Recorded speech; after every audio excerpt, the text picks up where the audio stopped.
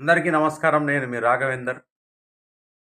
అదే మన దేశంలో ఉత్తరాది రాష్ట్రాల్లో బీహార్‌లో, మధ్యప్రదేశ్‌లో, గుజరాత్‌లో జరిగిన అసెంబ్లీ ఎన్నికలు అంటే ఉప ఎన్నికలు జరిగాయి 3 స్థానాలకు.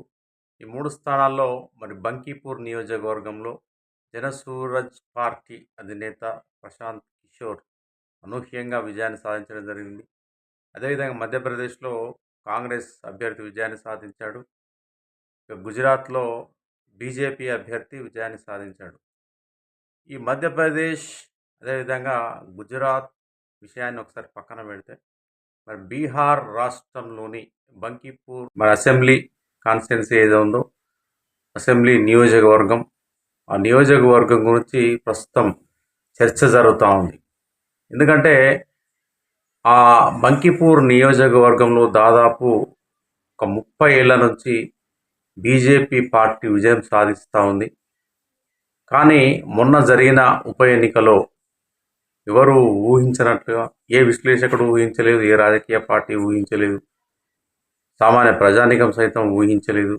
కానీ అక్కడ జనసూరజ్ పార్టీ అధినేత ప్రశాంత్ కిషోర్ అద్భుత ఘన విజయాన్ని అందుకున్నారు. ఆయన 19,000కు పైగా మెజార్టీతో ఓట్లతో ఆయన విజయం సాధించారు.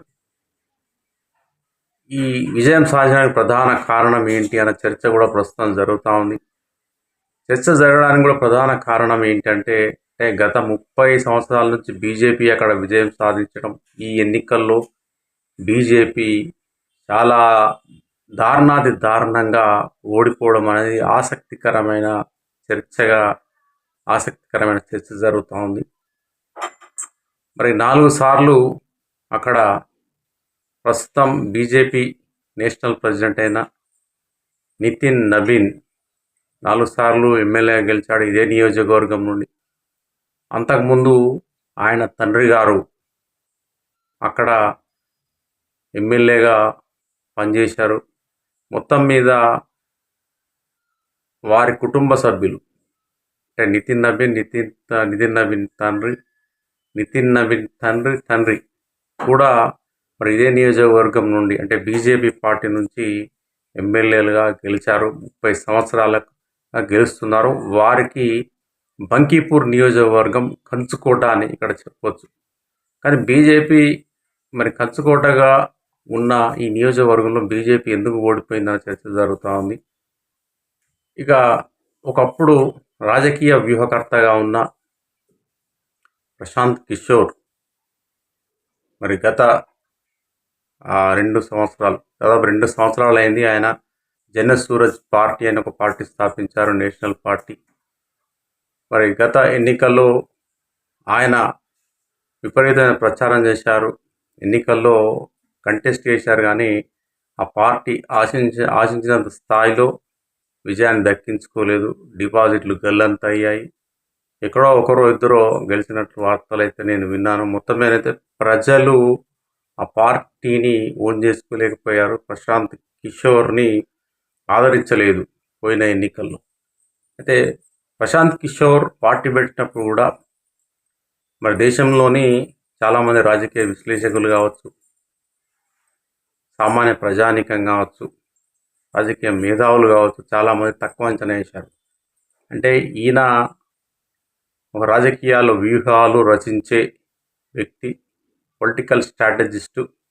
ఈయన పార్టీ పెడితే సక్సెస్ అవుతాడా అన్న చర్చ కూడా బాగా జరిగింది. ప్రజలు, అనలిస్టులు, మేధావులు ఆలోచించినట్లుగానే పోయిన ఎంపీ ఎలక్షన్స్లో ఆ పార్టీ బోల్తా కొట్టింది. కానీ ఇక్కడ విశేషం ఏంటంటే జనసూరజ్ పార్టీ అధినేత ప్రశాంత్ కిషోర్ ఒక పట్టు వదలని విక్రమార్కుడిలాగా ఆయన ఎన్నికల రచనలు చేస్తుండడం ఆయన పార్టీ గెలుపు కోసం. ఆ దిశలోనే బీహార్ రాష్ట్రంలో వలసల గురించి కావచ్చు, నిరుద్యోగం గురించి కావచ్చు, కొన్ని వర్గాల వెనుకబడతనం గురించి కావచ్చు, ఇలాంటి అంశాలను ప్రజల్లోకి తీసుకెళ్లడంలో సక్సెస్ సాధించడం చెప్పవచ్చు. అక్కడ ప్రజలు కూడా అక్కడ ఉండే ఆర్జేడీ పార్టీ చాలా ఫేమస్ పార్టీ, బాగా ప్రజాదరణ పొందిన పార్టీ. అదేవిధంగా ఎన్డీఏ, ఈ 2 పార్టీలను, ఈ 2 కూటములను పక్కకు పెట్టి కూడా మోడీని సైతం పక్కన పెట్టి, బీజేపీని పక్కన పెట్టి నేడు బంకీపూర్ నియోజకవర్గ ప్రజలు జనసూరజ్ పార్టీ ప్రశాంత్ కిషోర్కు పట్టం కట్టడం అనేది ఒక పెద్ద చర్చనీయాంశంగా మారింది. దీనికి ప్రధాన కారణం అంటే నేను ఏమనుకుంటున్నా అంటే, సరే మొన్న ఏదైతే జెన్జీ యూత్ బీజేపీ ప్రభుత్వానికి వ్యతిరేకంగా నిరసనలు చేయడం కావచ్చు, ఏదైతే ప్రభుత్వం నిర్వహించిన నీట్ ఎగ్జామ్ పేపర్ లీక్ కావడం, దానిపైన మరి దేశంలో పెద్ద ఎత్తున చర్చ జరిగింది. విద్యార్థులు లాఠీ దెబ్బలు తిన్నారు. అంటే ఈ అంశం చాలా చర్చనీయాంశమైంది. మోడీ అబ్బాస్ పాలయ్యాడు. బీజేపీ ప్రభుత్వం కూడా కొంత ఇబ్బందికరమైన పరిస్థితులు ఎదుర్కొంది. అక్కడ మరి కేంద్ర విద్యాశాఖ మంత్రి ధర్మేంద్ర ప్రధాన్ రాజీనామా చేయడం, ఈ అంశమే కాకుండా మరి దేశంలో మరి E20 పెట్రోల్ ఏదైతే ఉందో దానిలో ఇథనాల్ ఎక్కువగా మిక్స్ అవుతుంది, పెట్రోల్ ధరలు పెరిగిపోయాయి. ఇట్లా అనేక అంశాలు మరి ప్రజల్ని ఆలోచింపచేశాయా అన్న అంశం కూడా చర్చనీయాంశం అవుతుంది.